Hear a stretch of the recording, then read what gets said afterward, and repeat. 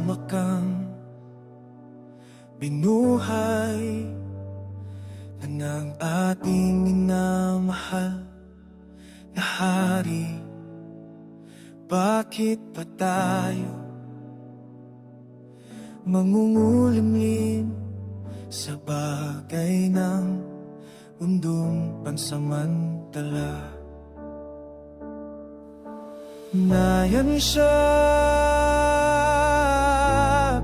nakaluglog sa kanan ng iyan.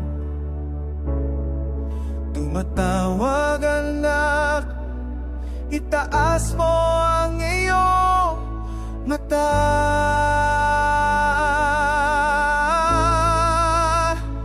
Ituon ang puso sa mga bagay na makalangit, hindi sa anak ng mundong saglit.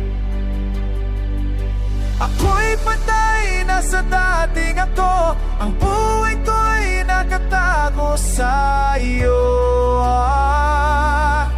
Yahuwah, hari ko.